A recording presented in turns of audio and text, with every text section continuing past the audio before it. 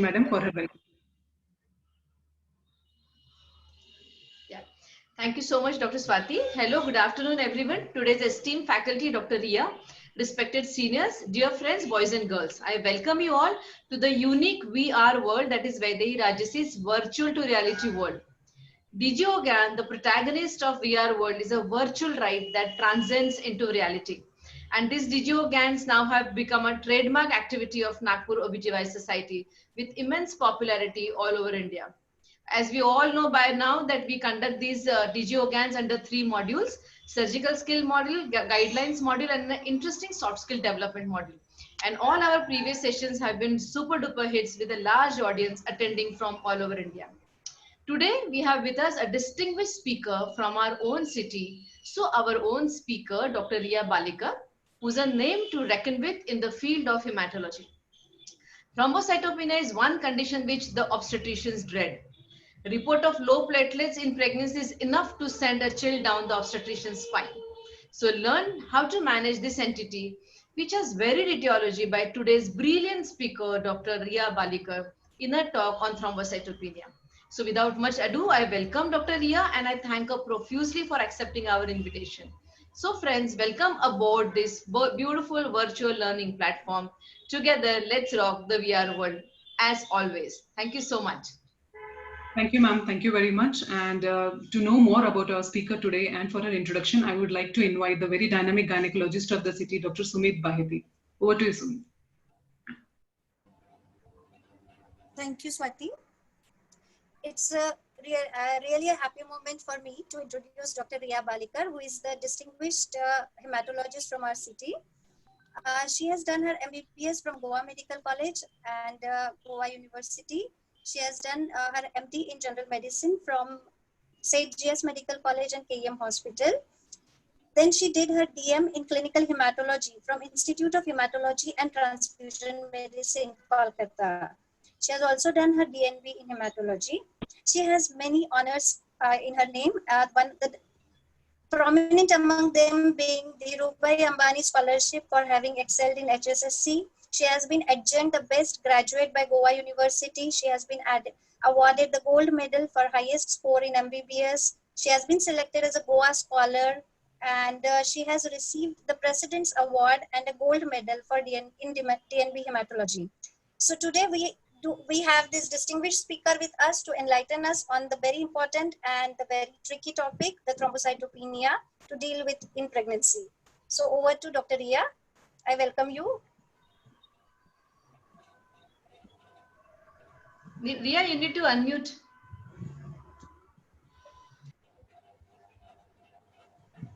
Thank you very much, ma'am. I'll be sharing my screen. The topic that we've chosen today is approach to thrombocytopenia in pregnancy. Is my screen visible, ma'am? Yes, it is. Yes. So as we know, the definition of thrombocytopenia, normally it stands for a platelet count, which is anywhere less than 1.5 lakhs, that is 1.5 lakhs per cubic millimeters. That is the definition for the normal population and the pregnant population both. And 7 to 10% of all pregnant ladies have a platelet count that falls below 1.5 lakhs. So that is a huge number. Now, why does this happen? This is because normal pregnancy is always associated with a decline in platelet count. Now, that is because there is some hemodilution which happens in pregnancy as a result of increase in the total volume of the blood, which is happening relative to the number of blood components. This is the same reason we also get some amount of anemia in pregnancy. Also, what happens many times in pregnancy is there is some pooling of platelets which is happening in the splenic and the placental circulations. So these two factors combined together result in a low platelet count in pregnancy. Now, as we saw, up to 10% of normal pregnancies can be associated with the low platelets. So the most common cause of thrombocytopenia in pregnancy is gestational thrombocytopenia.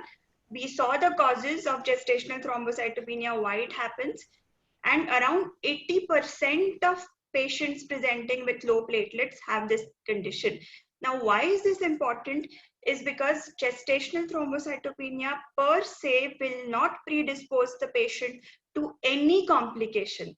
So we can safely say that a patient, if labeled as having gestational thrombocytopenia, and 80% is a huge number, this patient will have an uneventful pregnancy and labor. This patient does not need to be over-evaluated. This patient does not need you to do anything different from what is done in a normal pregnancy and delivery. So uncomplicated pregnancy with isolated thrombocytopenia, if we have ruled out the other causes, I'll be coming to that shortly, is gestational thrombocytopenia. Now we can see here, for the purpose of classification so that things become clear to us, pregnancy-associated thrombocytopenia can be divided in two parts. One is isolated. Isolated means the patient does not have anything other than thrombocytopenia. The patient is absolutely normal, is not a hypertensive, there is no jaundice, the patient does not have any previous history of anything like recurrent abortions, any viral infections. The patient was not on any drugs which are known to be associated with other problems in pregnancy. So this is a patient who just has presented to you with thrombocytopenia and nothing else. Most of the times it is incidentally discovered. The patient is mostly asymptomatic. So in this, we mainly have two things. One is gestational thrombocytopenia, which we have already discussed. And the other one is immune thrombocytopenia or ITP, which is basically because of antibodies. Now, this same patient, if she had something like associated hypertension, if this patient has come to you with a multi-organ dysfunction syndrome, if this patient has come to you with jaundice, hypertension, any evidence of any hepatitis B, or any evidence that the patient has some other involvement like a low WBC count or a very high WBC count or severe anemia, this patient has something else. So this merits for a more detailed workup of the patient, because these conditions are sinister and known to be associated with complications in pregnancy. So again, for our classification, to make things simple, we have isolated thrombocytopenia, which is only a low platelet count, nothing else. And we have a platelet count which is associated with other conditions. Now, how common are these conditions? Gestational, we saw, was 70 to 80% of all pregnancy-related low platelet counts. The second most common cause is preeclampsia and hypertension-related thrombocytopenia, which accounts for nearly 15% of all patients with thrombocytopenia in pregnancy. Now, most of the times, these patients do have some history of hypertension or proteinuria in pregnancy. They are on some treatment. They can have some derangement in their liver function tests. Another common cause of thrombocytopenia in pregnancy is ITP. Incidence-wise, the incidence is around 1 to 4%, but in India, I would put it around 5% of all pregnancy-associated thrombocytopenias. Now, how do we know whether it is isolated thrombocytopenia or whether the patient has something else? First and foremost thing, whenever a patient comes to us with a platelet count of say 80,000, we have to tell the pathologist or the hematologist to have a look at the peripheral smear, because many times the machine gives us a wrong reading. We've seen so many patients when the machine has given a reading of 40,000, but actually the platelet count of the patient was 2 lakhs, 2.5 lakhs. So machine, the counter, the cell counter that is there, that is, after all, it's a machine. It's no substitute to the human eyes. And many times the machine will give you faulty readings. So the first thing to do is cross-check that this platelet count is actually low. Second, in the peripheral smear, the hematologist or the pathologist will also look at your other cell lineages to see if there is any problem with the WBC, to see if there is any problem with the RBC, any destruction is happening. So a peripheral smear examination is of utmost importance in evaluation of a patient with thrombocytopenia. When we look at other causes, depending on the situation, if we think there is any suspicion this patient could be having a TTP or hemolytic anemia, we order further investigations. If we think it is anything to do with a viral infection, we would do further investigations. So each patient we have to individualize. Now, because gestational thrombocytopenia is the most common cause, let's go into a little bit of detail in gestational thrombocytopenia. It's a diagnosis of exclusion. So many times when a pregnant patient comes to me and the treating obstetrician says, doctor, do you have any proof that this is gestational thrombocytopenia? The answer is no. There is no test which can prove that this is gestational thrombocytopenia. So basically, it is only a diagnosis of exclusion. It's a clinical diagnosis. So if the patient has nothing else, no feature that could indicate this could be an immune thrombocytopenia, that is when we label this patient as gestational thrombocytopenia. So sometimes, there can be some mistakes also. A gestational thrombocytopenia could end up being an immune thrombocytopenia also. So it's very important to follow up these patients regularly. Now, what would you see in a patient with gestational thrombocytopenia? It is always mild to moderate. The platelet count would most of the times be more than 80,000. Though there are some case reports that the platelet could drop to as low as 50,000. This is very, very unusual. Most of the times the platelet is always more than 80,000. This patient will have the thrombocytopenia only during pregnancy. So if you have any reports of the patient, prior reports of the patient, CBC reports, you will see that the platelet count has always been normal, and it is only towards the later part of pregnancy, that is the third trimester, that the platelets start falling. The patient is completely asymptomatic. She will not have any bleeding, and most importantly, it will resolve after the delivery. The baby's platelet count will be absolutely normal. So there is no need to monitor the baby's platelet counts after delivery in this condition. This is important when we compare this with this condition called ITP. Now, the next common cause of thrombocytopenia in pregnancy is the one which is associated with preeclampsia and HELLP syndrome. As obstetricians, you know much more about this topic than I would. So I would focus on the topic which would be more of concern for a hematologist, and that is ITP, immune thrombocytopenia. So what happens in ITP is the antibodies are produced against platelets, which destroy the platelets. So this is unrelated to the pregnancy. So many times the lady has low platelets throughout her pregnancy or even before her pregnancy. And because antibodies are being produced, the platelet count of the patient is normally low. It can go even as low as 6,000, 7,000. And why this is very, very important for us is the antibodies, they are IgG antibodies, and they can cross into the baby, the fetal circulation.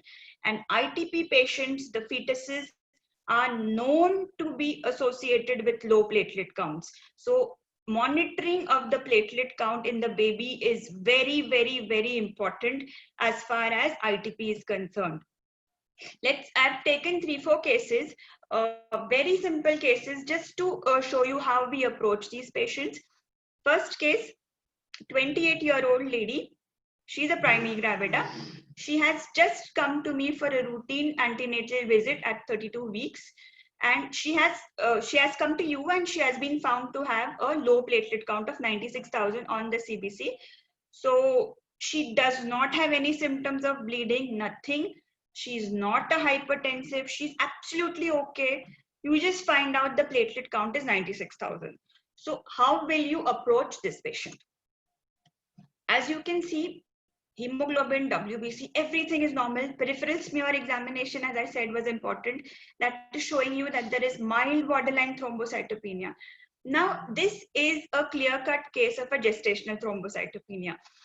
However, we have seen some patients, as I said, it's not possible to differentiate between the two very easily.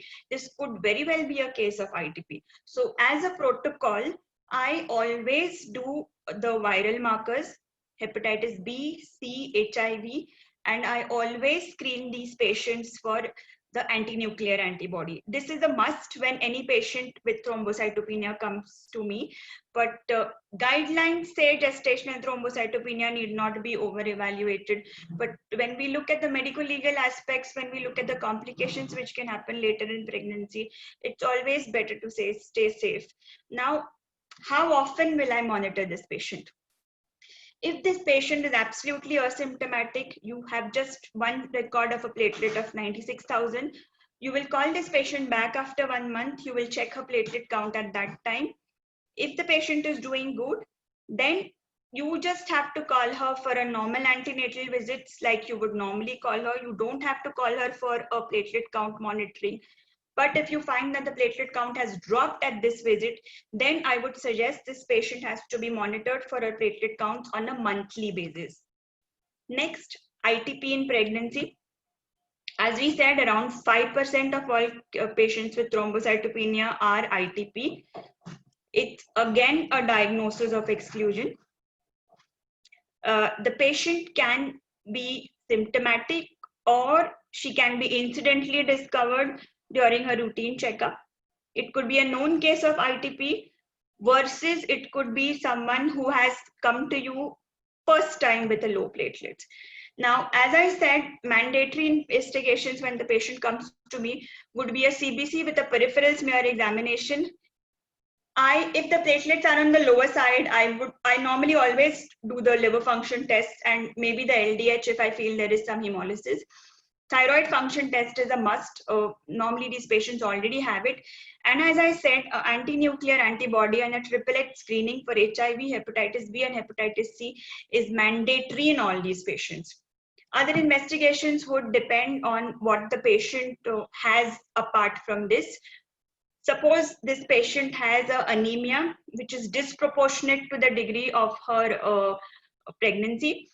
Suppose the hemoglobin is 6, then I would also like to see if there is any hemolysis which is happening. So I will do a LDH, I will do a direct Coombs test. You might do a creatinine, a lupus anticoagulant, especially if there is evidence of recurrent abortions in pregnancies. Now, bone marrow biopsy. We get this query many times. Is bone marrow testing mandatory in pregnancy with thrombocytopenia? The answer is no.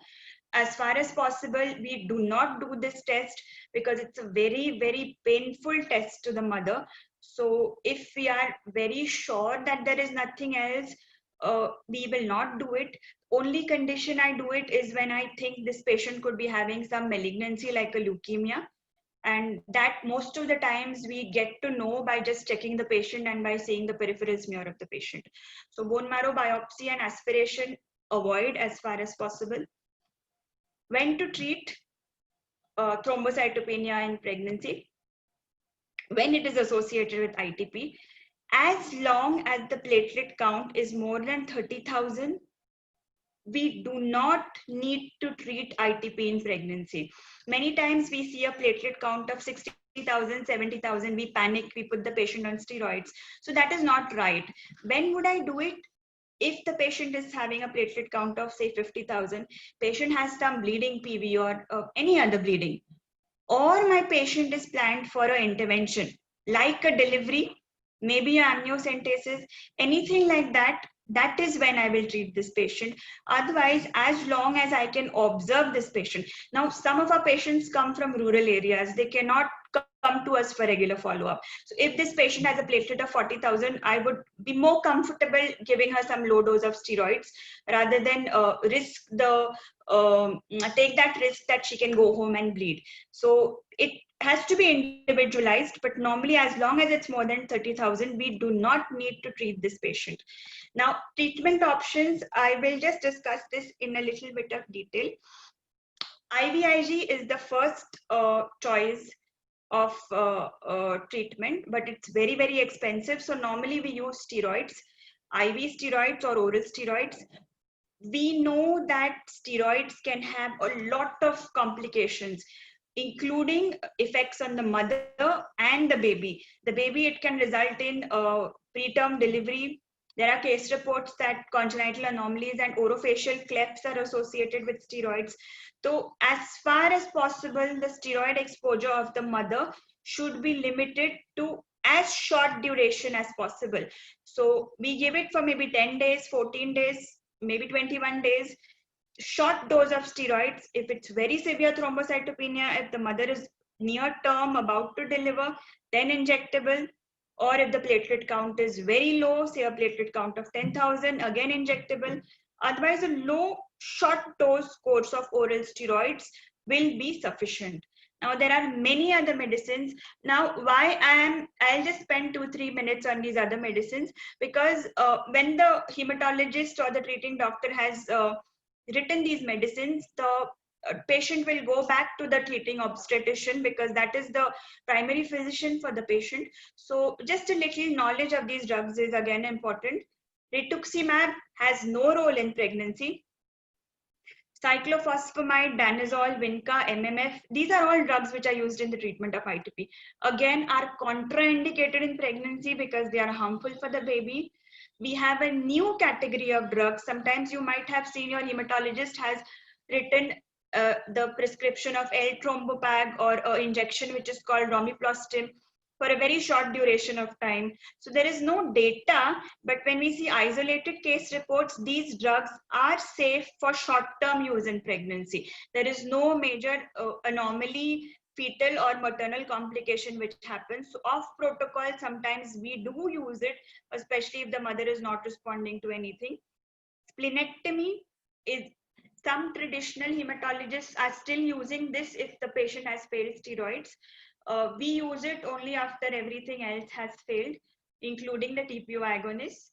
So the best time to do it is the second trimester, when the baby will not be exposed to the anesthesia much, and the uterus is not big enough to interfere with your surgery.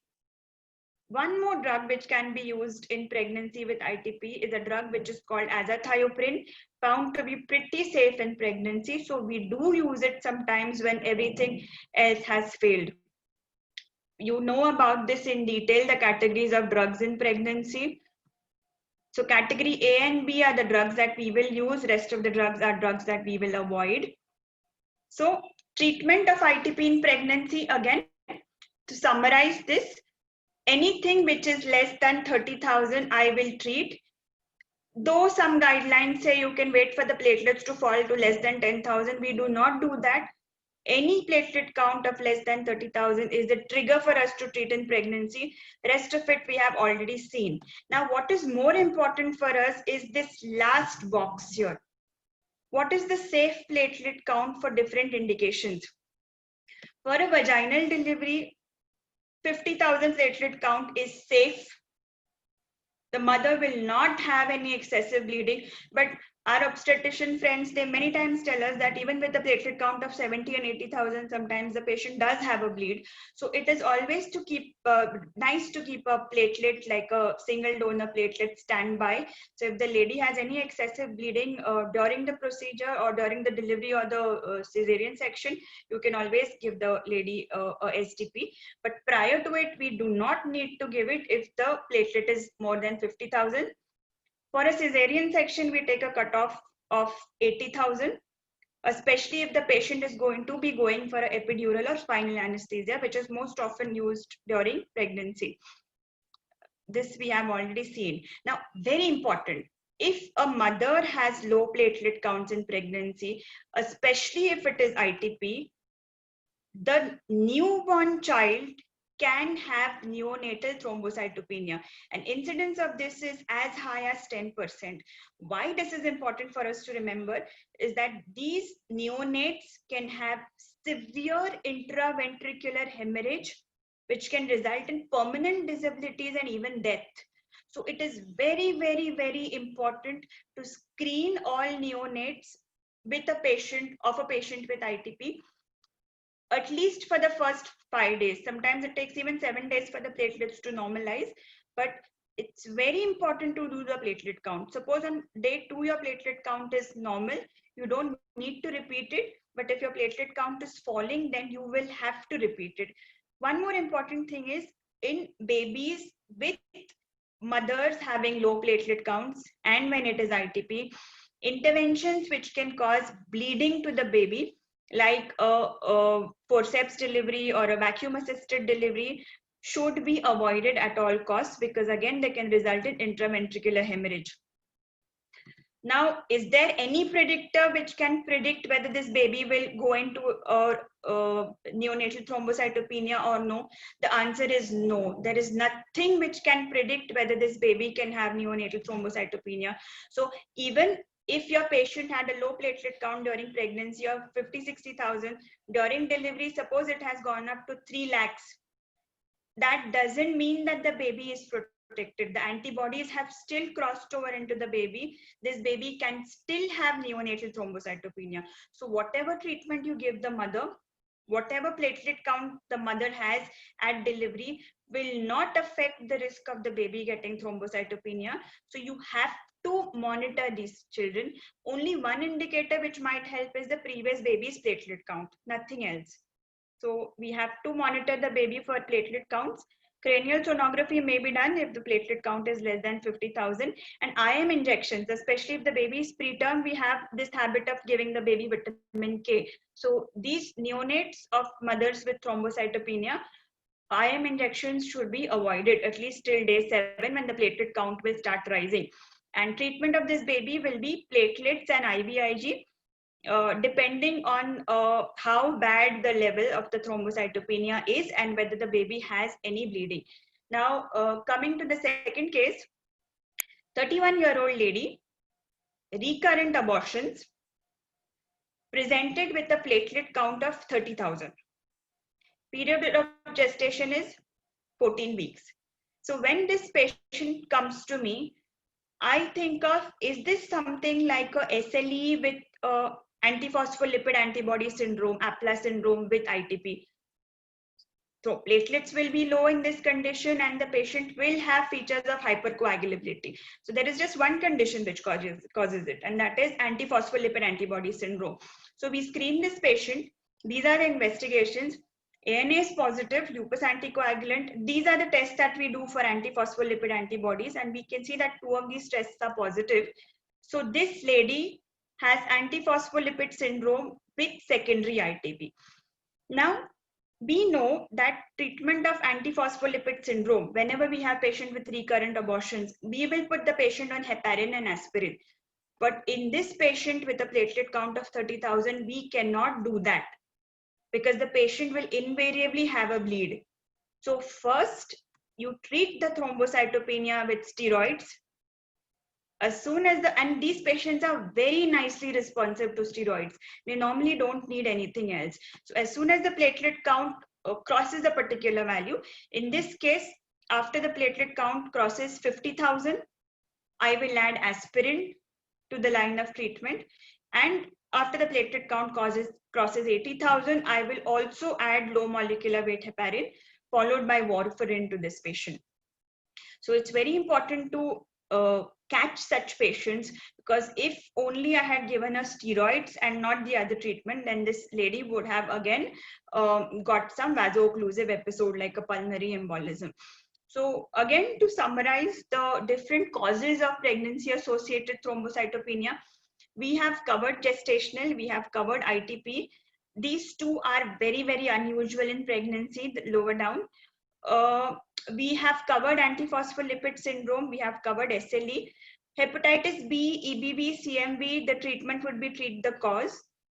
Now, there is one more category of diseases which we have not covered, and that is the ones which are associated with preeclampsia, TTP, and DIC. So, this is the last case which is covering these cases.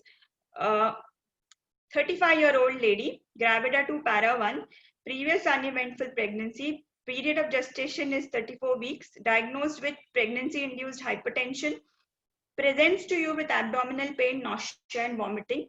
She's pale, she's icteric, her BP is 160, 110, liver is mildly tender. This is her workup. As you can see, she has anemia. She has a low platelet of around 80,000. She has jaundice. And when we see the type of jaundice which is there, it is the indirect bilirubin which is high. So she has unconjugated jaundice. When I see this, I look at the rest of the LFTs. SGPT-OT is very much raised. ALK-Phos is slightly raised. Creat is okay. It is increasing, but it's still okay. Then I look at the LDH, because all of you must have realized by now, this is a patient which is looking to be something like a HELLP syndrome. LDH is an excellent marker to diagnose HELLP syndrome apart from rest of these surrogate markers. So LDH is 1008, which is very, very high. Now, this patient could be having any of these conditions. It could be microangiopathic. This is a vague term which is given to anything which can cause hemolysis in pregnancy and low platelets. So microangiopathic is a very non-specific term here. So she could be preeclampsia related, she could be HELLP, she could be these other things also. In fatty liver of pregnancy, it would be more of conjugated hyperbilirubinemia. The patient would be going into hepatic encephalopathy, the ammonia would be high. In something like in DIC, now my next test that I have done a coagulation profile also. I have done the PT-APTT of this patient, which is normal. So if my patient had DIC, which is again a possibility here, her prothrombin time and her APTT would have been prolonged, which is not the case here. And other two conditions which can really mimic this is HUS and TTP. These are again very rare in pregnancy, and they can be fatal, so they have to be diagnosed. So coming back to our case, this is the peripheral smear. Why I have shown you this is, if you can appreciate, these are all fragment cells. So for the 4 conditions that I listed, TTP, HUS, HELLP and preeclampsia, very important is to ask the pathologist to look for these cells, fragment cells. And you must have heard of a cell which is called schistocyte. It is a hallmark of these conditions in pregnancy. So if you get a report which is saying fragment cells are seen, schistocytes are seen, you have to be very, very alert, because this is not a minor thrombocytopenia. This is a very serious condition and this patient can deteriorate anytime. One more thing that you can see is a nucleated RBC here, NRBC, that always stands for the fact that hemolysis is happening in the patient's blood. So what this patient had is HELLP syndrome. Treatment of HELLP syndrome in pregnancy is normally termination of the pregnancy. Our patient was already 34 weeks, so we can give her steroids for fetal maturity, wait for a couple of days if the patient is stable, and then we deliver the patient. There are some rare cases of HELLP which can also happen after delivery of the baby. So it is very important to have a high index of suspicion for these conditions. So last few slides and we are done. Platelet transfusion. Many times we get calls for platelet transfusion regarding when to transfuse, what to transfuse. So if the patient has a platelet count of 10,000, or if the patient has any associated fever or bleeding and the platelet count is less than 20,000, that is when we will transfuse the patient. Or again, if you are planning delivery or any intervention on the patient and platelet count is less than 50,000, that is when we will transfuse the patient, not otherwise. Now we have 2 types of platelets. One is something called a random donor platelet. Those are the small bags that you get. Each bag is around 15 to 20 ml only of the platelets. They are called random donor platelets or RDP platelets. We have something else which is called a single donor platelet or a SDP. Now, what is the difference between the two? Now, this is the SDP bag. As you can see, it's a very big bag. It has around anywhere from 150 to 200 ml of pure platelet. This is the machine. This is how we get the SDP.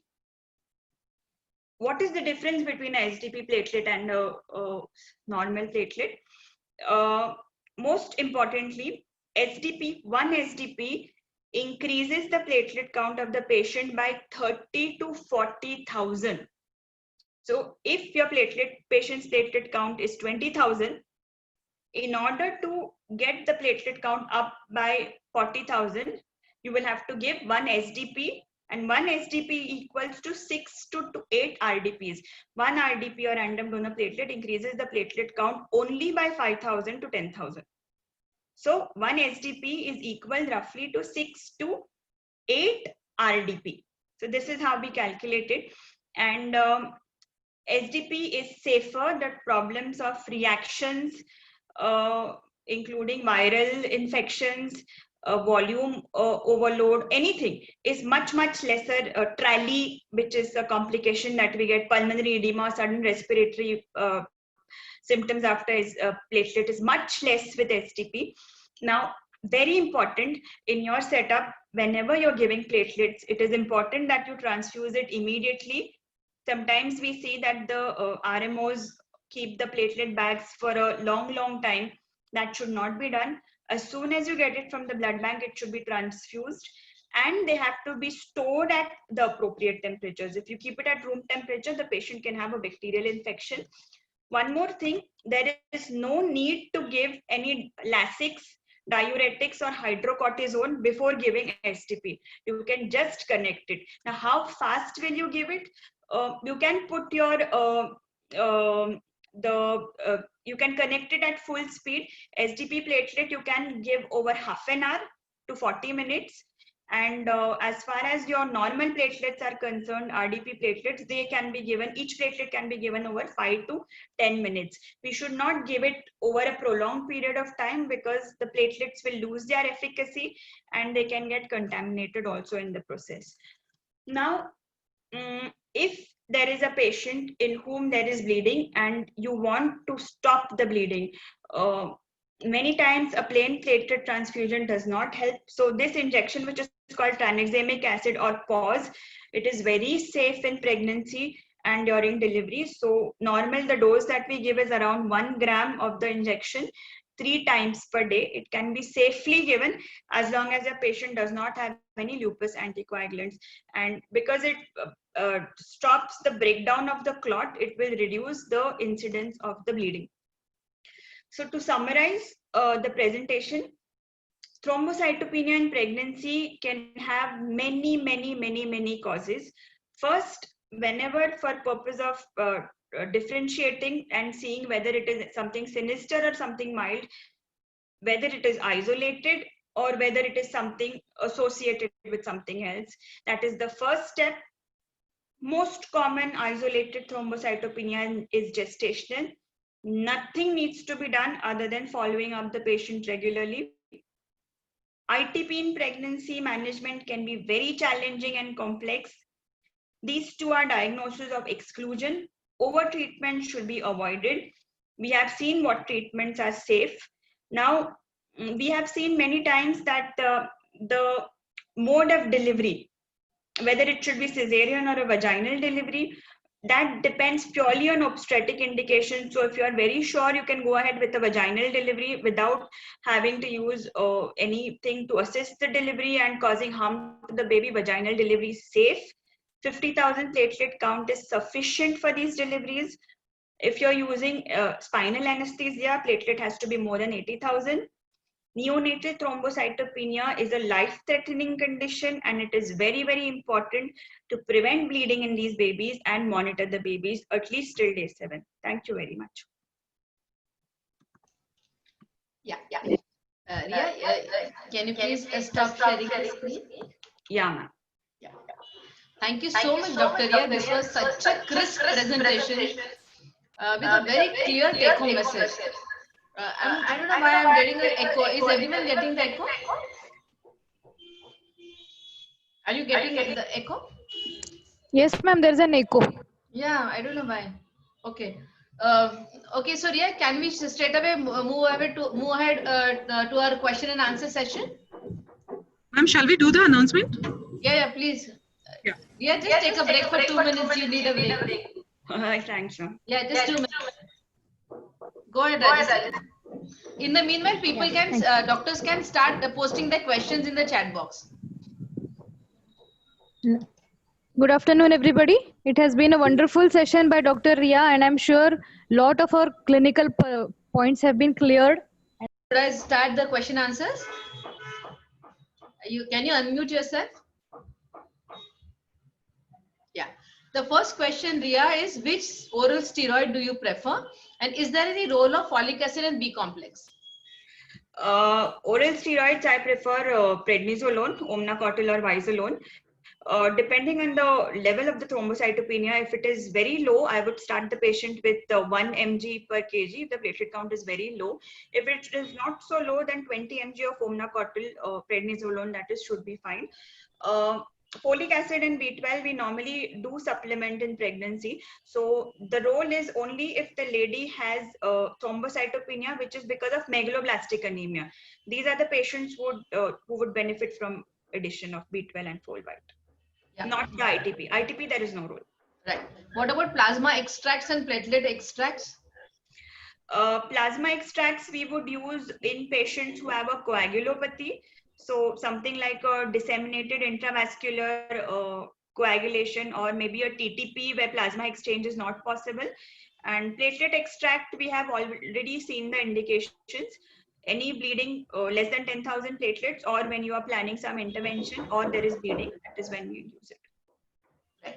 How many times CBC or PC has to be repeated in an antenatal clinic? Normally, we would do the CBC at every routine antenatal visit only, not more frequently than that. But if the patient has gestational thrombocytopenia, level of platelet is low, then I would suggest you repeat it after 1 month. Again, it is more or less the same, then again every antenatal visit. If it is ITP that you are suspecting, then it has to be repeated every monthly till 32 weeks of pregnancy. 32 to 34, I would do it every 2 weekly, and after 34, I would do the platelet count weekly, because it's towards the end of pregnancy that the platelets would really drop. Okay, so the next question is, what should be the mode of delivery in a patient with HELLP syndrome? If you can take this up. HELLP syndrome, if you can do a vaginal, now if your baby is, it will depend if the baby is good or no. If the baby is in distress, you have to deliver the baby fast, then obviously there is no obstetric indication for cesarean. That's what she means. Then there is no indication as such for vaginal or cesarean. HELLP syndrome, you could do either depending on your obstetric indication. Right. How to exclude HUS and TTP and HELLP as overlapping clinical scenarios and management help. Yeah. How to yes. Yeah. Now, HELLP syndrome normally would be associated with preeclampsia in pregnancy. In case of TTP and HUS, normally that would not be there. One. Second, in TTP, HUS, the creatinine will be disproportionately high. In HELLP, unless the hemolysis is very severe, the creatinine tends to stay normal. Third, HUS, TTP, the LDH will be normally around 3,000, 4,000. In HELLP, it would be in the range of 1,000, 1,500. Fourth, liver derangement can be there in both, but in HELLP, it would be much, much more. Fifth, the patient would either have a CNS alteration in the sensorium, which will be there in TTP, or the patient will be oliguric, anuric, which would be there in HUS. Now, the only definitive way to exclude HUS TTP is by doing a test which is called Adams 13, but this test is not available to us in India. So we use these clinical markers to differentiate between the two. Yeah. Can you please repeat the difference between SDP, RDP and transfusion guidelines? Yes. So SDP platelet is obtained by apheresis. It is from one donor. So one donor will give us one SDP. RDP is random donor platelet. So you have around 5 to 6 different donors. One small RDP will be from one donor. So if you are giving 6 RDPs to the patient, you are giving blood from 6 different donors to the patient. First point. So the donor is one versus multiple. Second, the method is apheresis that we use in SDP. Third, the rise in platelet count. So SDP will increase your platelet count by 30 to 40,000 normally. And RDP, one RDP will increase it by just 5 to 10,000 only. Right. When should platelet transfusion? When should we start platelet transfusion during cesarean section, during incision or at closure? I would recommend starting it during incision. If there is bleeding, then obviously you would be doing it later. But otherwise, I think the total procedure is just 10 to 15 minutes. So starting it at the incision would At be the incision is better. recommended. Okay. Yes. Yeah, we will share. Some doctors want you to share certain slides, but at the end of the session, we can share that. Ria, you need to share slides of differential diagnosis and line of management after the question and answers. Okay. So just keep in mind. Yes. What is absolute platelet count? What is its implication in gestational thrombocytopenia? There is normally we do have something called absolute neutrophil count, absolute lymphocyte count, but there is no such thing as absolute platelet count in pregnancy. Platelet count is your platelet count, whether it is it's basically expressed as lakhs per cubic millimeters. So 1.5 to 4.5 lakhs is the normal platelet count. Now sometimes the platelet count can differ from what the machine gives you, that is the counter report, and what you see in the slide. So the absolute platelet count, if I take it that way, that would be what is seen in the slide and reported by the pathologist. So slide peripheral smear count is always better than the counter report. Okay. How to differentiate between gestational thrombocytopenia and ITP? No real test to differentiate between the two. It's more of clinical. Gestational will occur towards the later part of pregnancy, third trimester. It will normally be never less than 70 or 80,000. Patient will be asymptomatic. Pre-pregnancy, her platelet count would be normal. But there is not a single test which will differentiate between the two. So it's more of a clinical diagnosis. More of clinical, yeah. What about alloimmune thrombocytopenia? Alloimmune thrombocytopenia is when the patient has antibodies to the platelets. So suppose I have given, now is it with respect to the mother or the baby? Neonatal or maternal? Maybe they have to, Okay, I'll touch on both, ma'am. Yeah, let's do that. Yeah, neonatal alloimmune thrombocytopenia would be when the mother has ITP. The alloimmune is when antibodies are outside your body. Autoimmune is when they are your own antibodies. So neonatal alloimmune thrombocytopenia will be when the baby has antibodies which are from the mother. So that is seen in ITP. And in the patient, we will have alloimmune if you have transfused her many times before with platelets and she has developed antibodies to the HLA phenotypes in the platelet. That is when you will get alloimmune thrombocytopenia in the mother. So it's a different topic altogether. Right. Is ABO grouping compatibility needed for RDP and SDP transfusions? Please clarify once again. Yeah. So normally we don't do ABO compatibility. For RDP, you can use any blood group platelets. SDP, we prefer to use the same blood group platelets, but if it is not available, then any blood group platelets would do. Right. Can you please explain about PT, APTT and how to proceed with results? I mean, she means how to interpret them, PT, APTT. If your patient has a platelet count which is normal, or you are suspecting something like a DIC, patient is very much bleeding. Suppose platelet count is 30,000, but patient is bleeding from everywhere. In that case, you have to rule out a coagulopathy. That is when we do a PT and APTT. So normal range of PT is normally up to 12 to 14 seconds. APTT depends on your lab, but it is normally around 26, 28, 30 seconds. So anything which is more than that, APTT which is more than 6 seconds of your control, and a PT which is more than 3 seconds of your control, is deranged. So this means it has coagulopathy. So do we need to do both PT and APTT, or just an APTT will do? Both would be better, ma'am, because in DIC especially, both would be increased. Suppose if there is just isolated liver impairment, only PT would be increased. Only PT? Yeah. If at all we have to do one, it is PT, not APTT. If at all one, it is always PT. And what about, go ahead.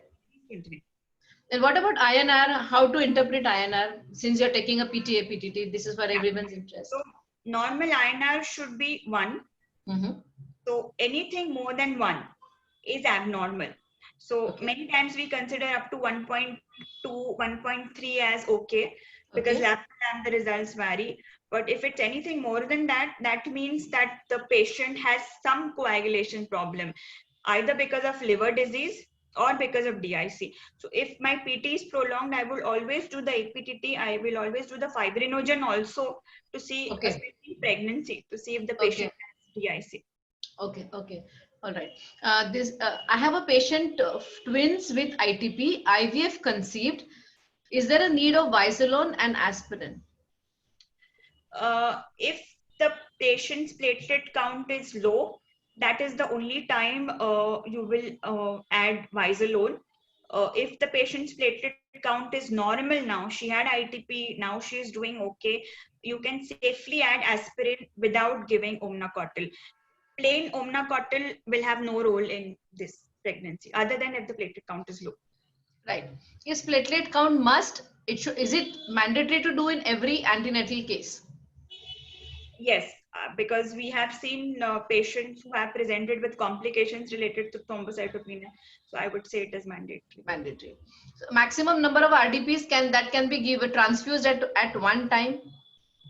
Normal RDP for, if we roughly want to see, every 10 kg body weight we give 1 RDP. So if the patient is 80 kgs, then you can give up to 8 RDPs. If the patient is 40 kgs, then you can give 4 RDPs. So 1 RDP for 10 kg body weight. Yeah. Is it important to cool down the platelet and the blood packs before transfusion? A practical question. No, it should not be. It should warm rather than cool down. Yeah. As soon as we get it from the blood bank gives us the blood at a temperature at which it can directly be connected to the patient. So the longer we keep it outside, the higher the chances of bacterial contamination. So the patient develops fever, chills. So transfuse immediately. So even if it's cold, right? Yes, we have to. Suppose by chance there is a 5 to 10 minute delay in transfusing the platelets, the platelets should be held in the hand of the relative and they should be gently agitated. But so that the platelet does not clump there, and but more than 10 minutes delay at no cost should be tolerated. But you know, that would be the normal transport time as well? No, ma'am. When the platelet come to us, the blood bank would send it in the containers where the temperature is maintained. Correct. So once out of the container, you mean? Once out of the container. Yeah. Okay. All right. So that's a very practical point. So does that hold true even for an PRC or any other blood component, or it's only for the platelets? Ma'am, what happens in platelets is whenever they come to normal temperature, they are at very high risk of bacterial contamination. But about PRBC and FFP, normally they are stored frozen. So even if you get a PRBC, you keep it outside for half an hour, 1 hour, nothing will happen. Same with FFP. I don't recommend it should be done, but if it is done, nothing will happen. But the same doesn't hold true for platelets. For platelets. So very important. Yeah. While giving steroids for gestational thrombocytopenia or ITP, does the steroid given for pulmonary maturation also matter? Because we give betamethasone or dexamethasone for lung maturity. Yes. In that case, please tell us the steroid regimen. I did not get the question actually. So like for our patients who require maybe a premature delivery or they're due, and then we give them steroids for pulmonary maturity of the baby. Yes. So will this steroid count, because you're asking us to give steroids for ITP and we give betamethasone or dexamethasone? Yes. So how do we calculate that? Which dose should we calculate? Dexamethasone can help in increasing the platelets, though it is not as powerful as methylprednisolone. That is the most powerful steroid for increasing platelets. So if you plan for fetal maturity and you want a slight increase in platelets, then dexamethasone is good enough. For me, the dexamethasone that we use is 10 mg IV. 2 doses is okay. But if you're using the other betamethasone or beclamethasone, then I would say that will not increase platelet count at no. So you. But even Dexa doesn't work, right? So if we are giving Dexa for pulmonary maturity, do we still give prednisolone then? We have to, right? So we don't need any dose readjustment because she has already received one steroid. No, ma'am, it wouldn't matter. That's what I think. That's what. Again, maybe you can just quickly tell us the steroid dose schedule, because there are many questions again on steroids. How many days? What is the dose? So if you can just elaborate that once again. If the platelet count is very low, and the lady is not a diabetic or a hypertensive, then ideal dose of Solumedrol, which is injectable steroid, would be 1 gram every day for 3 days. After that, I will put the patient on oral prednisolone, which is Omnacotil or Visolone, 1 milligram per kilogram of body weight. If the platelet count is very low to start with, or if you are imminently planning for a delivery and the platelet count is low. This is when I want fast action. If I don't, then even a dose of 20 milligrams of Omnacotil for a short period, maybe 10 days, 14 days, as far as the platelet count goes, preferably more than 50,000 is okay. Okay. Next question is primary patient with initial normal platelet count at 30 weeks. Now the platelet count has started falling up to 1,10,000. What should be the protocol? Initially the platelet count was normal. Now it is 1,10,000 at 30 weeks. Okay, so I would see the peripheral smear and look at the patient to see if there is anything else. If it is only the platelet count, this is most probably gestational thrombocytopenia. I would repeat it depending on the condition of the patient. If she's very stable in 1 month's time, if I feel that she could worsen, then maybe in 2 weeks' time. So even at 1 month, this patient has a platelet count of 1,20,000. I wouldn't bother much. I would directly repeat it again at the time of delivery. Okay, if the patient platelet count is 70,000 post-cesarean, can she have convulsions with normal BP? So her blood pressure is normal, but 70,000 count post-cesarean. What could be the problems? Yeah. So when, ma'am, you think, say this, some TTP comes to my mind, thrombotic thrombocytopenic porphyria. Plain thrombocytopenia platelet count of 70,000 will not cause bleeding and will not cause seizures. But this patient has a very high possibility this could be TTP. So TTP can be associated with low platelets. It can be associated with seizures. So that should be ruled out in this patient. Okay. How to investigate a patient with anemia and jaundice? Anemia and jaundice can be two things. Mostly it is something like hemolytic anemia, which is causing jaundice. It could be sickle cell anemia. It could be thalassemia. If she's pregnant, it could be HELLP syndrome. So I would recommend looking at the peripheral smear, doing the serum LDH, LFT testing. If LDH is high, I will do a direct Coombs test and a reticulocyte count. If that is negative, I would see if it is HELLP syndrome. Okay, that's very clear. Ria, there are lots of compliments for you that they loved your presentation and the presentation was just excellent. So congratulations to you. If a patient came in emergency for a cesarean section, platelets at 70,000, hemoglobin 8 grams, can we operate if blood is there but no platelets are available? What is the risk? Yes, 70,000 giving a epidural would be risky. We normally do wait for the platelet to be more than 80,000. So if you can ideally give this patient platelet transfusion, if SDP is not available, even if you can give a random, maybe even 4 bags of platelets, that would be better. If at all it is not possible, then maybe the patient general anesthesia, if you could use and then deliver the baby, that would be okay. Because many times what happens is 70,000 platelet count, spinal, if the patient has a hematoma, the delivery will go uneventful. She will not bleed from the cesarean site at all. But at the site of the spinal puncture, where you are giving the epidural anesthesia, the patient can have a hematoma later on, yes, yes, even after delivery, and she can have paraparesis. So this is a very dreaded complication. So I would avoid it. Yes, yes. There is one more request for a slide of thrombocytopenia slide again. So the DD management and thrombocytopenia slide we have to show again at the end. In an RPL, successful pregnancy with heparin and aspirin, should we give heparin in the next pregnancy or only aspirin? RPL stands for? Recurrent pregnancy loss. Yeah, then I would give heparin and aspirin throughout the pregnancy, and especially investigate this patient for a lupus anticoagulant.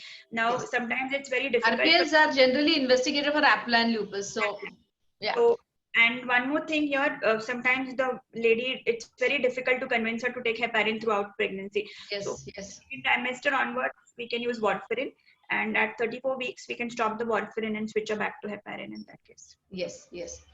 Maybe you can right now with this question can tell us what precautions we should take when the patient is on low LMWH.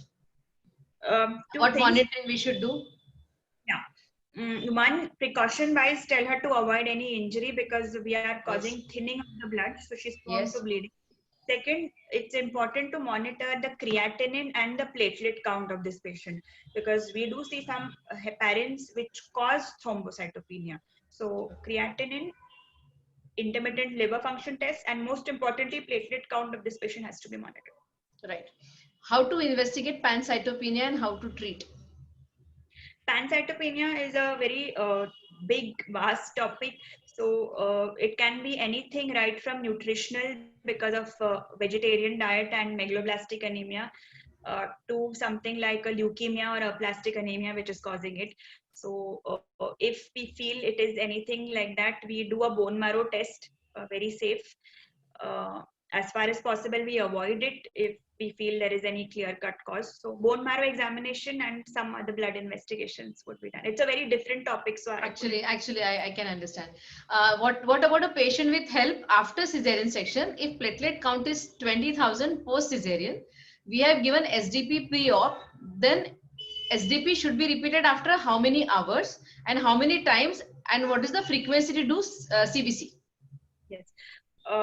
CBC frequency, I would do it every day till the platelet has sufficiently gone up, maybe beyond 80,000 or 1 lakh.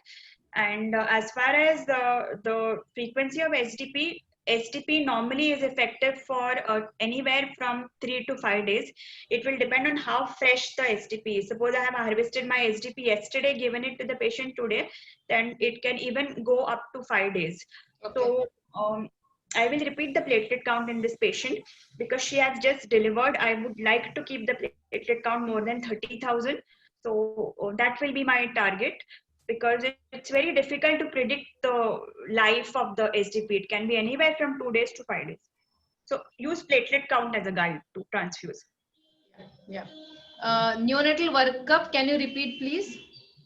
Neonatal, if your patient had ITP, then platelet count should be done on the day of life. Platelets should not be done from the umbilical cord blood sample. It should preferably be done from a peripheral vein. Neither should a heel prick be used to do the platelet count. So peripheral vein sampling on the day of life. If it is normal, then I will repeat it on day 3. If it is still normal, I will not repeat it again. If it is low on day 1, then I will repeat it daily till the platelet has started increasing, which will normally be by day 5 to day 7 of life. Okay. And in case of thrombocytopenia, should we give all the 3, PCV, RDP, FFP? No. If there is thrombocytopenia, I will either give RDP or STP. FFP has no role in isolated thrombocytopenia unless PT-APTT is prolonged. Okay. Now this is a long question. Got a patient, Gravida 3, Para 2, Live 1, 34 weeks, IUGR, Likert just adequate with ITP. Platelets around 2,000 to 5,000. Maybe she said means 20,000 to 50,000, sometimes 70,000, both in CBC and manually also. Transfuse 14 platelets, 5 PRBC in the past 1 month. IV methyl prednisolone 2 doses given. Now we are in a fix when and how to deliver.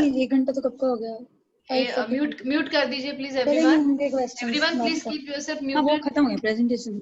Swati, please mute everyone. Yes, ma'am, muted. Yeah. So now she's in a fix when and how to deliver. Kindly guide what has to be done as we have to deliver within a week and can't refer these patients because of the COVID thing. So, ma'am, what is the platelet count now?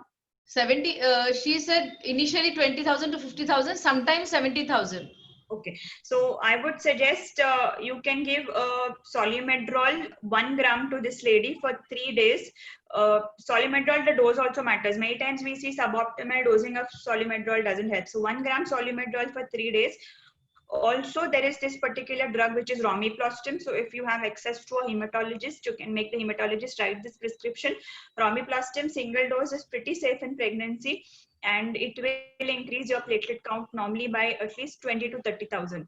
So if you give it 4 days or 5 days before your planned delivery, it would help. And suppose some patients are refractory, nothing helps in these patients. IVIG is a good drug, but it is very, very expensive. It will cost you around 2.5 to 3 lakhs for a single Yes, dose very of costly. IVIG. Yes. Anti-D again, I don't use because of risk of hemolysis. So this patient, again, I think if platelet is still low, you will have to deliver this patient under platelet support. SD preferably if it's available. Right. What is the role of vitamin K in thrombocytopenia? Vitamin K has no role in thrombocytopenia. Only if the patient has acute fatty liver of pregnancy or some hepatic impairment, that is when vitamin K is used to treat the coagulopathy, not the thrombocytopenia. Okay. I have an antenatal patient with ITP with very low platelet count of 16,000. She's consulted a hematologist there and she started steroids 30 milligrams per day. She's 7 months pregnant, but the problem with her is that the platelet count drops again as soon as she tapers the dose. How long can we give the steroids in such high doses? What else can we give to her as may have to plan her delivery early because of fetal growth restriction? Ma'am, in this patient, I would suggest to go for the full dose of steroid, 1 mg per kg per day. You give it for 2 weeks and then you taper it. At the same time, Azoran is found to be pretty safe in pregnancy in the 6th and 7th month. So you can start your patient on Azoran, which is azathioprine, 50 milligrams OD. I think a combination of these two drugs should help your patient. Yeah. This is another practical question. Can we start a steroid ourselves as gynecologists in cases of thrombocytopenia, and what should be the dose? Yeah. So basically, if you are very sure that this patient has the ITP, then yes, but it's always better to consult a hematologist or a physician because one is medico-legal aspects. As we know, pregnancy is, we've seen patients even with platelet of 70 and 80,000. So if you have taken a proper referral, you are safe first. And second, the rare causes which are there, they should not be missed. So I would, I don't know if you are very sure, maybe you could, but better not to. Yeah, when you have access to a hematologist, we should not do it. Can you please repeat blood grouping in platelets? I think maybe platelet transfusion. The slide. Yeah, in platelet transfusion, the platelets have nothing to do with your blood group. You can give any blood group platelets, doesn't matter. Only if it's a Rh negative lady, then I would preferably give her a negative blood because of Rh aluminization. Otherwise, any blood group platelet, both for RDP, SDP, can be given. SDP again, preferably same group would be okay. What is the role of tablets like Plate-Up which contain the papaya seed extracts? As far as pregnancy is concerned, I don't think there is any data, safety data, which is available. So I wouldn't recommend their use in pregnancy. Though it's more of Ayurvedic medicine, we still don't know. There is some data that says that it does help in patients with dengue and ITP, but the increment has been found to be only 5 to 10,000. So I do not normally recommend it. Right. How frequently a patient should visit a hematologist during her antenatal period, a patient of ITP? If she's doing pretty okay, then once every 2 to 3 months is good enough. If not, then depending on the condition, it can be once every 2 weeks to monthly. More frequently towards term after 36 weeks. Yeah. How to taper Vizolone? Vizolone, if you have given for 7 to 10 days, does not need any taper. You can stop it directly. If it's more duration than that, then if we start suppose with 40, then we will make it 30 for 4 days. We will make it 20 for 4 days, 10 for 4 days. So every 4 days, normally we reduce it by half till we come to 5 mg. 5 mg, we can stop it, or we can put it as 5 mg alternate day for 4 doses and then stop it. Okay. This patient of recurrent pregnancy loss with thrombocytopenia, how to give heparin and aspirin in these patients? This patient, if the platelet count is more than 50,000, I will add aspirin. Till it's more than 50,000, I will not be comfortable adding aspirin to her. And so I will treat her with steroids first. After platelet increases to 50,000, to steroids, I will add aspirin, and after it has crossed 80,000, I will add heparin also. Yeah. Okay. Okay. Role of FFP transfusion in case of low platelet and role of tranexamic acid. Tranexamic acid, if the patient is bleeding, then yes, especially during delivery, peri-op, it is very useful. It is safe in pregnancy. Especially that the case where the platelet count was 50-60,000 and there was no access to platelets, this patient tranexamic acid will have a very a good role. There was one more question, ma'am, I missed it. FFP transfusion, no role in No it. role.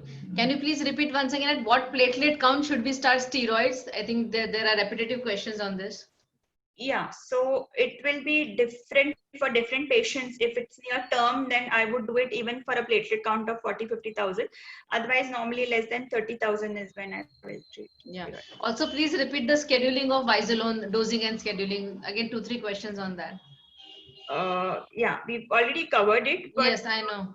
yeah, depends. It's 1 mg per kg per day for till the platelet count would be sufficiently 70-80,000, then taper it gradually. If the platelet count was not very low to start with, then just 20 mg would do for a period of 10 days. Yeah. And how to rule out TTP? The only way to rule out TTP is Adams 13 testing. It's not available in India. We have to send samples to Mayo Clinic in US to do it. So it's a diagnosis of exclusion. Exclusion. Yeah.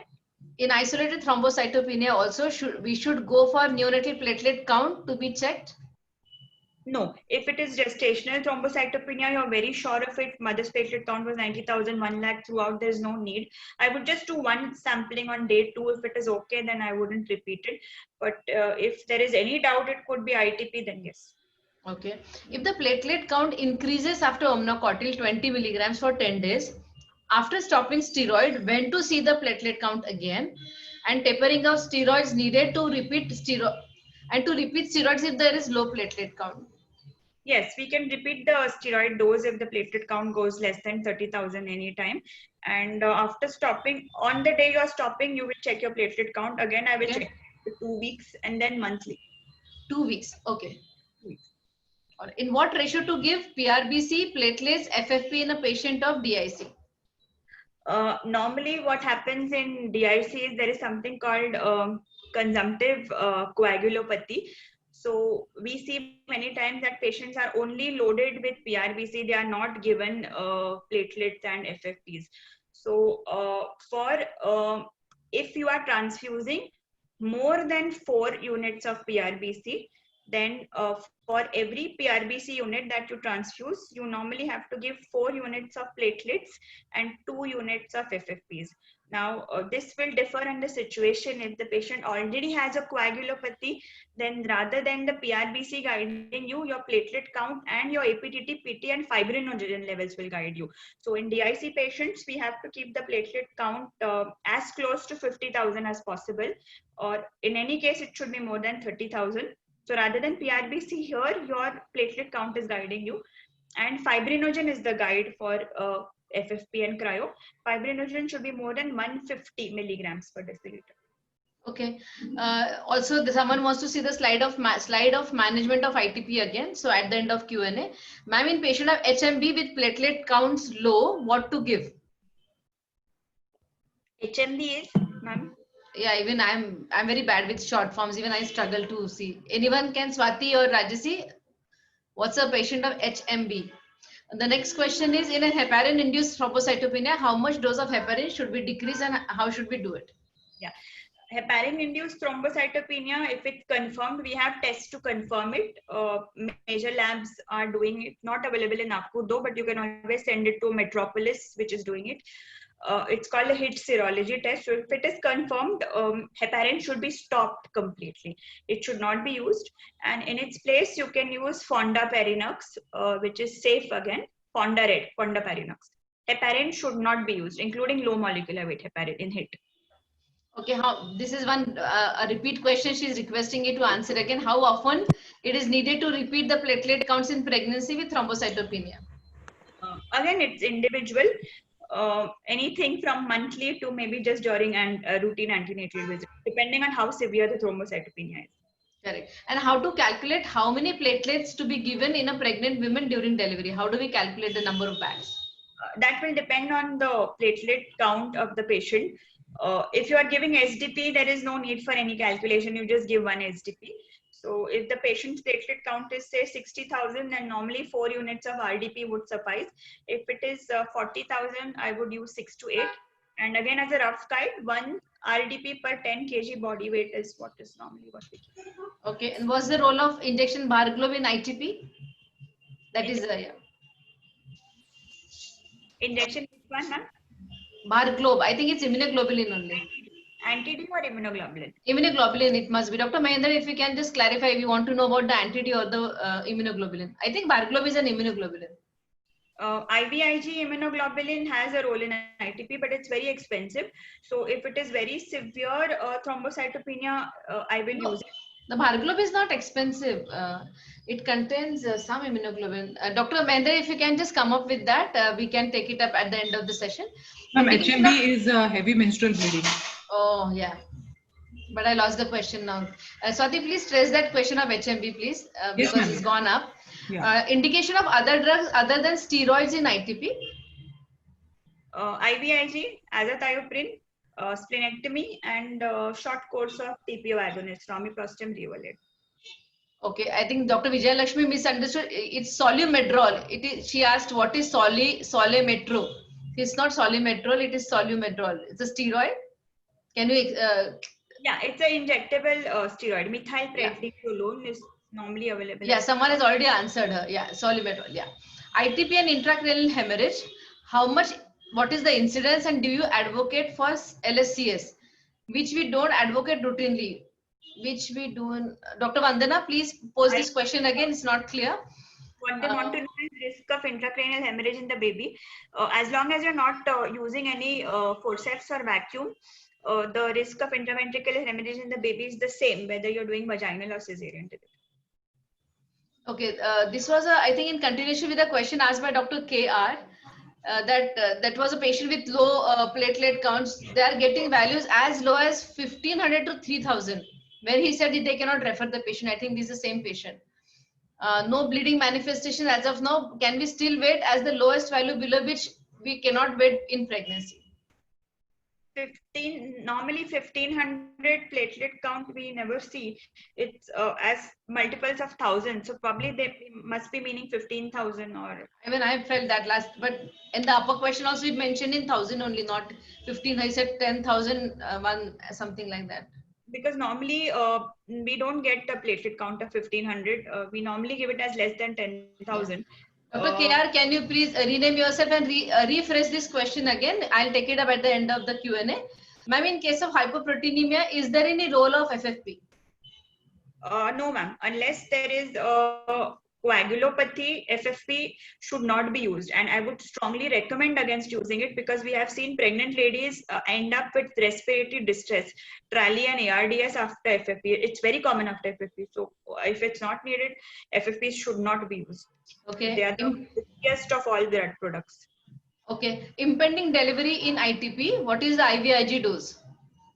IVIG, we would use 1 gram per kg per day for 2 days. If there is cost issue, sometimes even a single dose of 1 gram per kg would act. But in impending delivery, IVIG takes around 24 to 48 hours to act. So I would strongly suggest use of solumedrol rather than IVIG if you are about to deliver your patient. Right. In a normal routine OPD patient, this doctor is seeing young patients with thrombotic patches without pregnancy, with CBC, PT, APTT, which is normal. What to do? Normal young patients who are not pregnant but have thrombotic patches with normal PT, APTT, CBC. Yeah, so this patient could be having something called a platelet function defect. It's pretty common. Yeah. So I would give a trial of vitamin C to this patient. If it doesn't respond to vitamin C course for a month, then I would send the patient for a platelet function test to see if there's something wrong with the platelet function. It could be von Willebrand disease also or some clotting factor problems. So this patient is a hematologist. Right. How to manage dengue, low platelets and pregnancy? Dengue, again, we use in pregnancy, we use a threshold of 20,000. Normally, we wait sometimes even till the platelet count is 10,000. But pregnancy, I would, if it's anything more than less than 20,000, I would transfuse platelets. Now there are some anecdotal reports that steroids do help. So in this case, I would still maybe give 1 gram of Solu-Medrol or IV prednisolone to the patient. Other than that, it is just supportive management with daily platelets and SOS platelet transfusion. Right. HELP abruption, platelets, hemoglobin 8 grams, platelets 70,000 for emergency section. What blood products I need to transfuse peri and pre-operatively? What investigations will guide the products to be given? Yeah, in this patient, you have to do a PT, APTT, and fibrinogen also in addition to your CBC. If the fibrinogen is less than 150 or PT, APTT is deranged, this patient will need cryoprecipitate or FFP transfusion. If not, then the patient will not need it. Your patient will need SDP transfusion. 1 SDP should suffice before your cesarean section and 1 after cesarean section. And PRBC, I would target a hemoglobin of 8 is okay, but if the hemolysis is very bad, then I would preferably keep it around 10. One more question on dengue, multipara, 32 weeks with dengue, platelet count 40,000. What should I do? Nothing needs to be done. Just monitor the platelet count regularly. Less than 20,000, then SDP transfusion. Yeah. There's one more comment on the patient that you said we had ever see the platelet count as low as 1,500 to 3,000. Dr. Menka has mentioned that in our hospital also there was one patient with 2,000 platelet count. Yeah. So normally we don't give these platelets. 2,000 we do see. What I said was platelets are always given as multiples of 1,000. 1,500 platelet count kabhi dekhne ko nahi milega. Okay, that way. All right. Okay, got it. Okay. Ma'am, in a patient of HMB, that is heavy menstrual bleeding, with CBC and on CBC, platelet count is low. What to do? Then this patient has heavy menstrual bleeding. The cause is thrombocytopenia or low platelets. So she'll need evaluation for thrombocytopenia. So if you treat the thrombocytopenia, all probability her menorrhagia will also subside. And how to calculate the number of FFPs depending on the fibrinogen values? Fibrinogen less than 150, we give FFPs. FFP normal dose is 15 ml per kg, 15 ml per kg body weight of the patient. And if we are using cryoprecipitate, it is the same as platelets, 1 unit per 10 kg. 1 unit of cryo per 10 kg body weight. Okay. Is there a need for platelet transfusion during cesarean section if the platelet count is 80,000? No bleeding, or in vaginal delivery patient if the platelet count is 50,000 and no bleeding? No need. No need. No need. Okay. We are coming at the end. Role of fresh blood transfusion in anemia and thrombocytopenia? Fresh blood is a concept which means that if you have just harvested the blood from a patient, the life of the blood will be longer. So fresh blood we use only in thalassemia patients or patients who need recurrent transfusions, so that the frequency of the transfusion is reduced. Fresh blood as such has no role in pregnancy, and blood actually is divided as PRBC and whole blood. Whole blood as far as possible we avoid because it causes a lot of volume overload in pregnancy. What we will use is packed red cell, PRBC. Okay, I know it will be a little bothering for you, but can you please repeat the INR, PT, APTT values once again? There is a question. Prothrombin time normal value is around 12 to 14. APTT it's around 26, 29, 30 depending on the lab, and PT more than 3 seconds is always prolonged. We see the control and we see the patient's value. APTT more than 6 seconds we consider as abnormal. Your lab will always give you the reference value. So anything actually, which yeah, yes, value will be abnormal. Yes. What is the cutoff platelet count in heparin-induced thrombocytopenia to stop LMH? Heparin-induced thrombocytopenia, you have to stop low molecular weight heparin. Even if the platelet count is 1,40,000, okay, you have to stop because heparin is what is causing your thrombocytopenia. Right. You will stop. Right.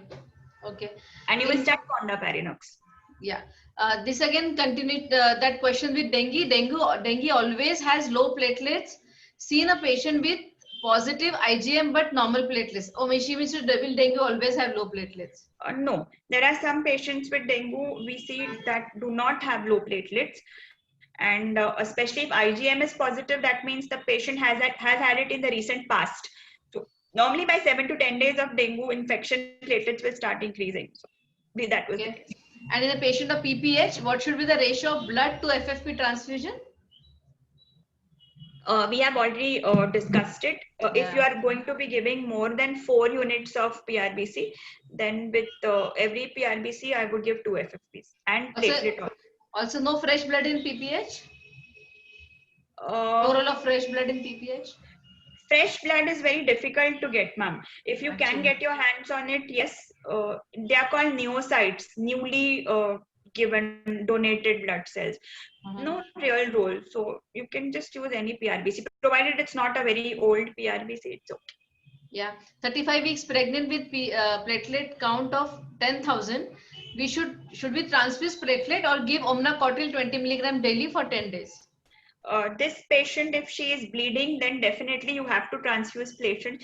You always have to look at the oral cavity of the patient. That is a rough guide to whether the patient will have any bleeding or no. If you can see any red or black spot inside the mouth or on the tongue, this is called purpura. Then without waiting for anything, first give injectable Solu-Medrol 1 gram and immediately give the patient platelets. If the patient doesn't have this, no fever, relatively stable, can be observed, only steroids would do. But provided you repeat the platelet count. Okay. In some patients who are undergoing cesarean section, we see more bleeding at the incision site. What could be the reason in such patients?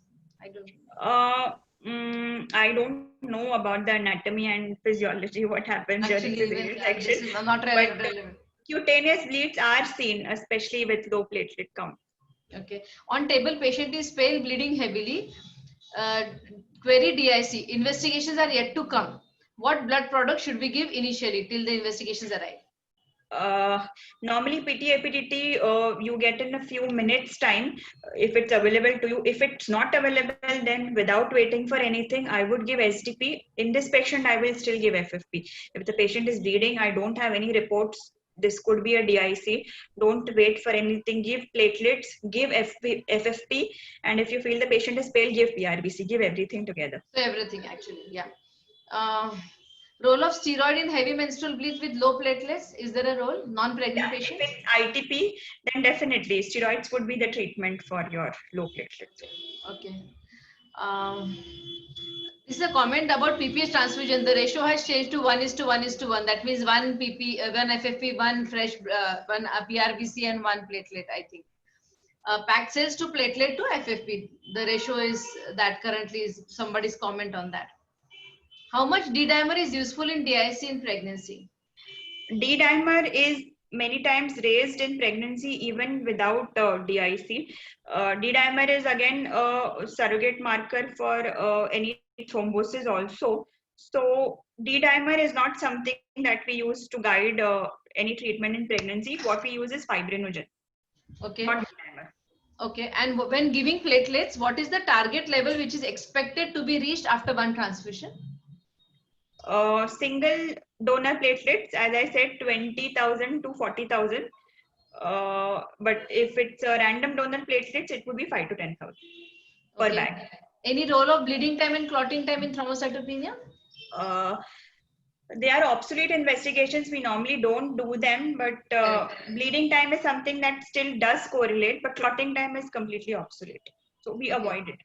Okay, so maybe can we now share the slides that people wanted to see? The differential diagnosis, management, and... Sure.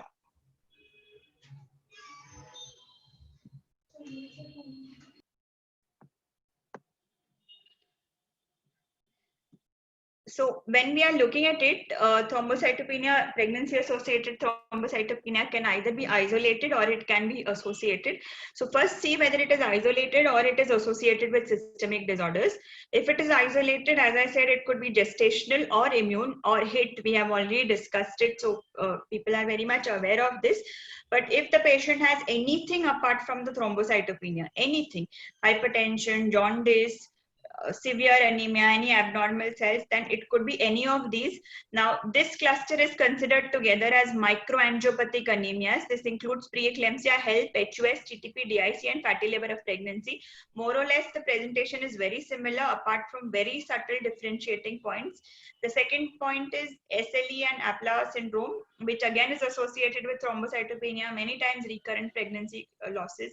And the other reason is nutritional hepatitis B, C. So whenever we approach this patient, first important, have a look at the slide. If there is any, to see if the platelet count is actually as much as it is seen, or the platelet count is lower than what it is actually, or maybe higher. And necessary tests depending on what the patient has. If patient has hemolysis, I will do LDH, LFT, DCT. If the patient has any abnormal cells, I will do bone marrow. So this is the rough cutoff, I think. Okay, doctors can quickly take a screenshot so that we can save time, and this will remain with you. And of course, the recording will be uploaded very soon. So take a quick screenshot. Dr. Ria, till then, can you answer after transfusion, when should we do the platelet count after the transfusion? Ma'am, you can do it as early as after 1 hour of transfusion. Okay. You can do it within 1 hour. As soon as you give it, the platelet bag finishes, you can do it. But normally to see the rise, we do it after 1 hour and we repeat it after 24 hours. And what is the target we should reach after transfusion? How much should be the platelet count? That depends on your indication. So Okay. what your indication was. So DIC, I would be more comfortable if it's more than 50,000. If it is a delivery that I want cesarean, then I want it to be more than 80,000. 80,000 for cesarean section. Okay, and can you once again tell the investigation to confirm ITP? Because 3 questions on the same. There is no investigation to confirm ITP. Exactly. It's a diagnosis of exclusion. Yeah, but if you want to be 100% sure, then a bone marrow can help. Okay. I think that's the end, because now the others have all the repetitive questions. Is it necessary to do platelet count in all trimesters? At every antenatal visit, I would do a CBC, which will include a platelet count. Yeah, right. Thank you so much, Dr. Ria. This was an excellent presentation. Still, we do the other formalities. Please go through the chat box and you will see that you are loaded. The chat box is loaded with compliments for you.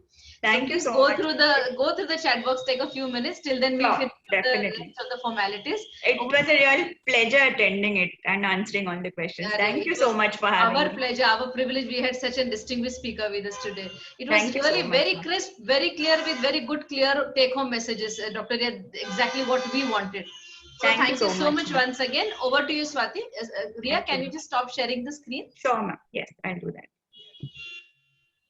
Swati, over to you. Yeah, thank you so much, ma'am. And thank you, Dr. Ria, for such a wonderful presentation and very apt answers for all, short answers for all the questions, and a very great interactive session. Thank you so much for this.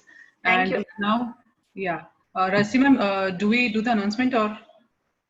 Yeah, I'll do it in my vote of thanks again, Swati. All right, thank you so Or much. you want me to tell it first? No, ma'am, you can. I would like to invite Dr. Rajyasree Sengupta, ma'am, our Honorable Secretary, for the announcement and the vote of thanks. Swati, till then, please flash the slides, because there are 2-3 questions again on ICOG credit points and notifications. Okay, ma'am. Yes. Yeah. Okay, I think slide. Yeah, you go ahead, Rajyasree. Yeah, it was a wonderful presentation, Dr. Ria. Really very, very clinical approach, practical aspects of clinically management cases, how to differentiate and About the recordings, there are a few questions about the recordings again. yeah. Can you please write the link in the Yes, ma'am, I'm posting chat the link box, in the Swati? chat box. Yeah. I'm posting the For link the in previous CME's recordings, they all have been uploaded on the NOGS website. So you can actually visit our Facebook page also and our website also. Either of them will be able to track you to the DigiOGAN online CME recordings. Dr. Swati Sarda has posted the link to those recordings in the chat box. So kindly copy that link and you will be led to the recordings. Yeah, there are a few raised hands. Now participants can unmute themselves and talk. Dr. Main, if you have raised hands, you can unmute yourself and speak if you want to give any comments. Dr. Menka, why have you raised hands? Dr. Aarti? Okay, fine. I think they're. Hello, I'm sorry, by mistake. We can't hear It you. Who's speaking? happened. We can't hear you. Who's that? Yeah, Dr. Anita. You can unmute yourself. She's just saying that it was by mistake. Okay, it was by mistake. Okay, no problem. We really tired. The question answer session went on for 1.5 hours.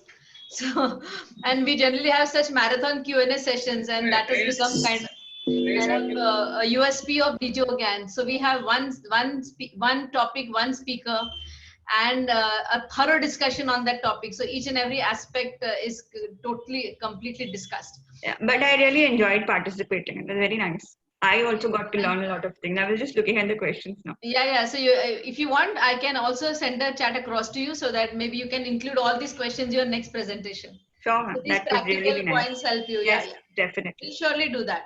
Yes, ma'am. Thank you so much. Yeah. Okay, so I hope you all have taken the links to both the Facebook page as well as the link to our website. First of all, it was very excellent, eye-opening lesson for us. Thank you. I just want to ask, in many cases of blood transfusion, whether it is PCV or your voice is not very clear and not very clearly audible. Can you be a little louder, please? Hello. Yeah. Hello. Yes, better. In cases of PPH or any bleeding while conducting delivery, when we are going for this PCV, blood cell transfusions, right? And along with that, we need tranexamic acid to give simultaneously to stop the bleeding for PPH, right, madam? So can we give means in the same vein where this PCV is going, or we need another IV line to give tranexamic acid? Is there? I mean to ask, is there any cross reaction or any? Yes. Sir, normally whenever we are transfusing blood, any blood product, along with that blood product in the same cannula, nothing else should be given, not even IV fluids. So if you temporarily disconnect the blood, flush the cannula with saline, then you can give tranexamic acid through the same cannula. But one side of the blood is going simultaneously, same time from that cannula, you cannot give the tranexamic acid. You can stop it, flush it, and then give it. No harm will happen. Yeah, but along with the blood transfusion, can we give through other IV line? The tranexamic acid? We can definitely, because it's an antifibrinolytic agent. It will not cause any local complications. So we can definitely give it, but not with the blood. You have to stop the blood, flush, then give the tranexamic acid, again flush, and again start the blood. Dr. Ria, there is one. Sorry. Are you done? Yeah. There is a request for your email ID. One doctor wants to communicate with you about his case with very low platelet count. So the case that we discussed, you said you've never seen such low counts. Yeah, I'll give it right. Okay. So Dr. KR, please kindly rename yourself. We would love to know who this doctor is. It's better if you rename so we know who all are attending also. Dr. KR, Dr. Ria is typing her email ID in the chat box. Please take note of it. Write to Dr. Ria on her email ID.